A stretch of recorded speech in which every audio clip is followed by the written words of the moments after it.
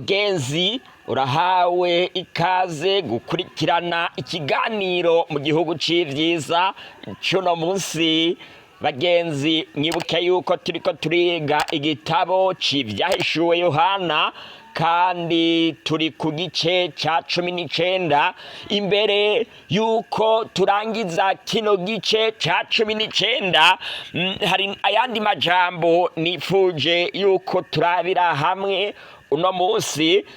Ngaha umuhanuzi asa nkaho iyerekwa yagize mu gitabo c'ivyahishuwe ryari ririko rirarangira. Ibice bindi bisigaye vyerekana ibintu bikomeye vyiza vy'ingororano bizohabwa abemeye kwizera umwagazi w'intama avugwa mwa kino gitabo, kandi abantu bemeye kwanka kumwizera bakaguma biboheye mu vy'isi n'ubuhendanyi bukomeye bwahishuwe mwa kino gitabo, baburiwe incuro nyinshi ariko bakanka kubureka.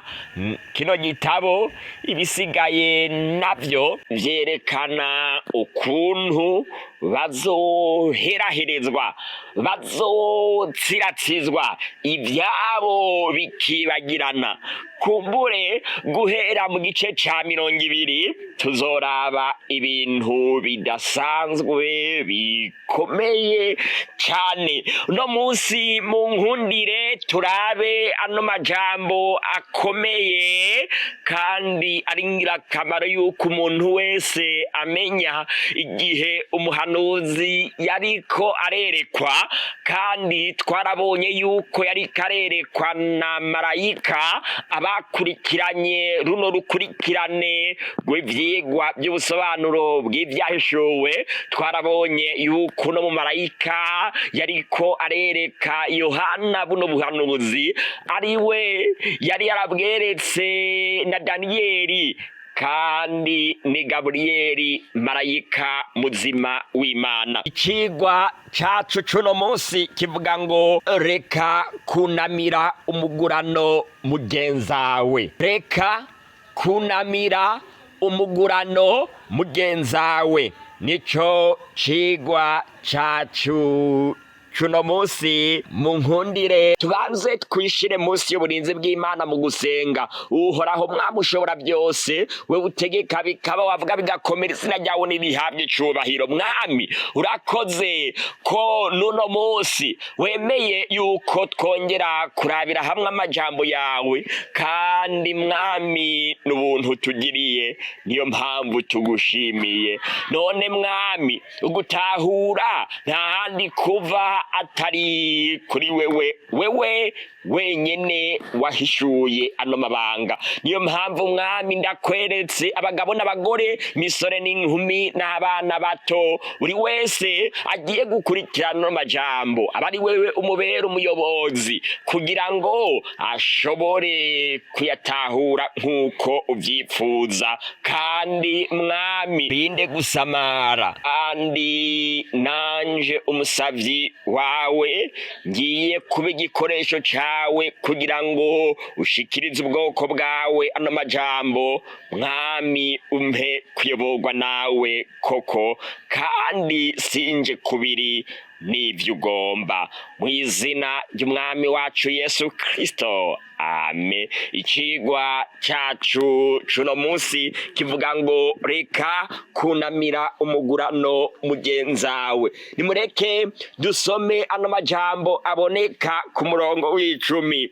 Yohana yaravuze ngo nikubitishwa hasi imbere y'ibirenge vyiwe no kumusenga, arambarira atoya, sigaho ndumugurano mugenzawe, kandi ndi mugenzi wa bene so bafise ibyo gushingira intahe Yesu. Imana ba ariyo usenga, kuko abashingira intahe Yesu baba bavugishwa na Muhemu. Ivyahishuwe igice ca 19 ku murongo w'10. Hari abantu bizera ko abapfuye baba bafise ubwenge no kwiyumvira gushika na n'ubu muracahari. Nizera ko abakurikiranye ubusobanuro bw'igitabo c'Ivyahishuwe ata muntu yoba acizera kino kintu yuko abapfuye boba bafise ivyiyumviro canke bashobora kugaruka canke bashobora gukora ikibi canke iciza. Ikosa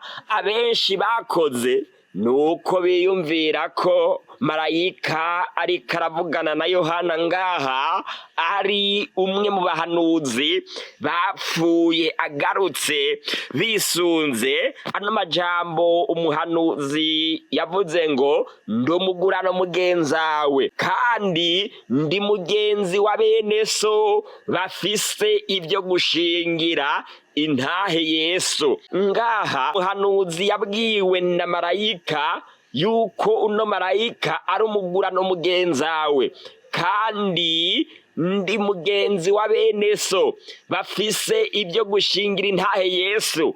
Ngaha abantu baca bumva ko mu by'ukuri no yariko arahishurira Yohana yoba ari umwe mu bahanuzi bapfuye batakiriho. Wavuganye na Yohana nk'uko natanguye ndabivuga ni marayika Gaburiyeli, kandi abamarayika ntabwo ari impwemu z'abapfuye. Oya, intumwa y'Imana ishobora kwitwa marayika ariko umuntu atumwa n'Imana akiriho. Nibyo abamarayika bisobanura intumwa y'Imana twarabibonye. Ngaha intumwa y'Imana yari kiravugwa ngaha ni Gaburiyeli, ikiremwa c'imwemu.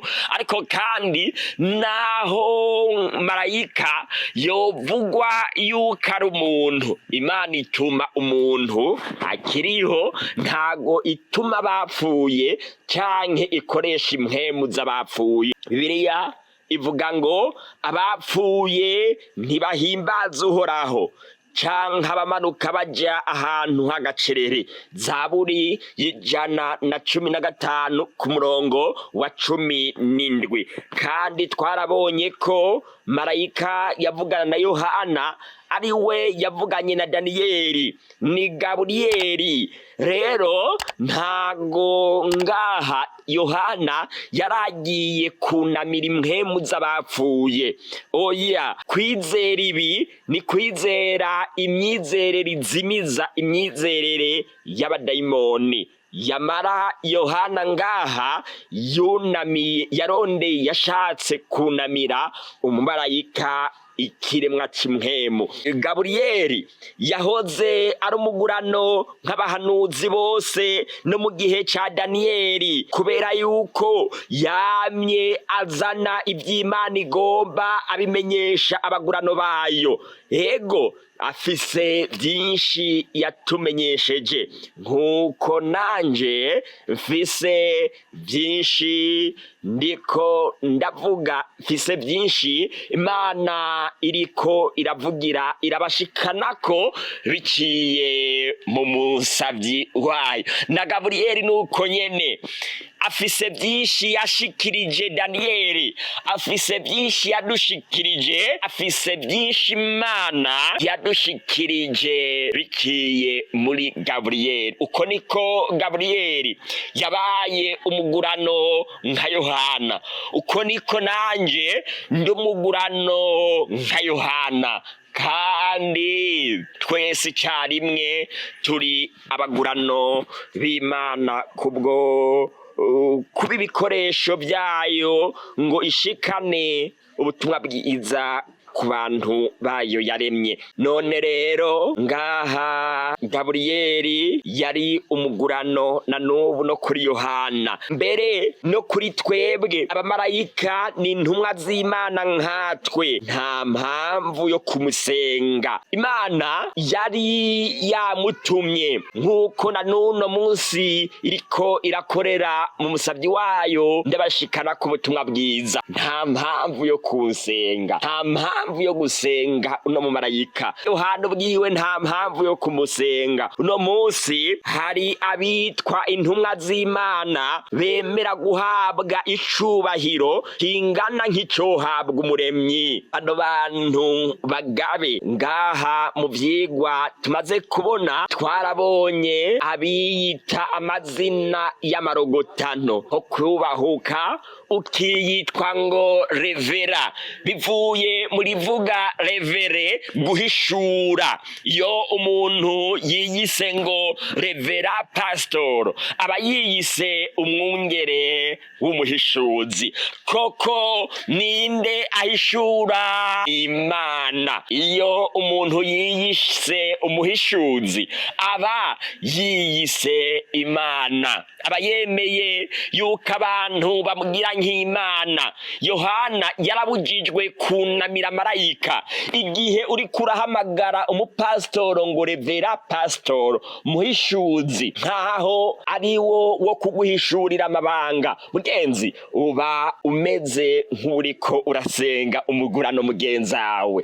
Eka hari n'abandi benshi, mu gihe Yesu ari wo kunamira akabwirwa ivyaha, abantu no munsi bagenda kubarira ibyaha by'aba bantu. Uko niko abantu mu buryo hamwe na buriya biyitwa ngo n'abakozi b'Imana, bakorera Imana, hama bakemera yuko abantu babaha icubahiro, kandi ico cubahiro cari gikwiye guhabwa umuremyi wacu twese. Marayika yararahiye ararengwa arankira Yohana, ntubahuke umfukamire, ntiwubahuke unsenge, oya sigaho ndumugurano mugenzawe. Mugenzi, nta muntu n'umwe mpamagarira ko iyo unsenga, kandi nta ubwo ndi umukozi w'Imana. Jewe ndi umugurano mugenzawe, kandi ndi umwana w'Imana nkawe. No munsi Imana ica muri njewe kugira ngo ndagushikane ko buno butumwa, kandi irifuza nawe kugucamwo kugira ngo buno butumwa bushike no ku bandi. Uku niko Imana ikora. Twese Imana yaraduhamagaye. Iyo umaze kumenya ukuri, uhamagarirwa kugushikana kuri bagenzi bawe. Urukundo Gaburiyeli yari afitiye Imana nigo rwatumye yemera yuko Imana imucamwo kugira ngo amenyeshe Yohana, kandi Yohana yaraserukiye ishengero muri rusangi. None Yohana ishengero naryo rimaze kubona buno butumwa, rica rigushikana no ku bandi. Uko niko twese tura abagurano b'Imana. Imana yonyene niyo ikwiye guhabwa icubahiro, niyo ikwiye kubahwa, niyo ikwiye gushigwa hejuru. Genzi, mu by'ukuri abantu bameze nk'uko abantu biha icubahiro, abantu bumva yuko bosengwa, abantu bumva yuko bavuze atacohinduka, abantu bubahuka iby'Imana yavuze bakabihindura, ariko bakabwiriza abantu ngo bumvire ivyiyumviro byabo bashizeho. Mugenzi, wariko urakurikirana icigwa cacu cuno munsi, uhamagarirwa kurambega yewe hariho abo ndiko ndaha icubahiro, barabagurano bagenzanje. Hariho abantu ndiko ndashira hejuru kunganya nk'uko nobashira noshira hejuru Imana. Bagenzi, ntagire abatahura nabi, ntago ndiko ndavuga ku ngengabikorere, kubera yuko Imana yarashizeho uburongozi icamwo yonyene kugira ngo tumenyeshwe ibyo gukora.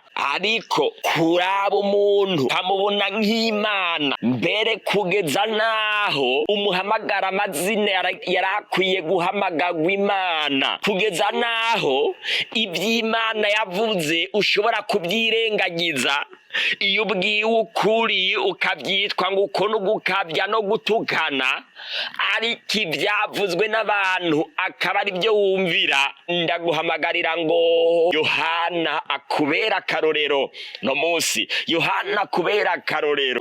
Niba marayika yaranse Yohana, ntupfukamire ntusenge, nawe wumve ino mburi no munsi uriko urahabwa. Tuzosubira mu cigwa cyacu gikurikira, aho tuzoba turiko turiga ibyahishuwe igice ca 20, kandi ku cigwa cacu kizoba kivuga ngo imyaka igihumbi.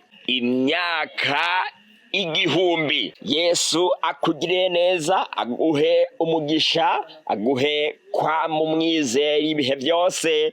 Kandi niba wemera kwizera umwami wacu Yesu Kristo, nanje ngiye kukugirira isengesho ridasanzwe. Uhoraho mwami ushobora byose, utegeka bikaba, wavuga bigakomera, izina ryawe nirihabwa icubahiro. Mwami urakoze cyane ku bwano majambo maze kudushikiriza, tumaze guhabwa inkebu zidasanzwe yuko mwami abapfuye ataco bazi. Ntago dukwiye kwizera impemu z'abadayimoni zivuga yuko umuntu apfuye acaja mu ijuru, kwizera iby'abazimu hamwe n'ibindi bisa nk'ibyo, kuko Bibiliya imaze kutwereka yuko yoyo yigisha ibinyuranye n'ibyo. Kandi mwami tumaze kubona yuko ata muntu n'umwe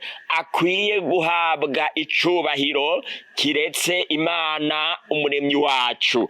None rero mwami ndasenze, nsengera buri wese amaze gukurikirana kino cigwa, kugira ngo muhindure kandi agira imyizerere imeze nk'iyo wewe umuremyi wacu ugomba, yoye kugenda nk'uko utagomba. Ndasenze nsengera abantu bose batanze imitwaro, abagwaye, abafise umunyantege nke mu bya muhemu, abagore n'abagabo batakibana, hamwe n'izindi ngorane zose zo mu kibano. Na cane mwami uduhe kwama twiteguye no gutahura neza yuko kwino si turi ingenzi atari iwacu. Buri wese yemere kuvavanura n'ibyaha byiwe, akwiyegurire bicitwa no munsi, maze gutyo haba njewe umusabyi wawe, haba uno mwene data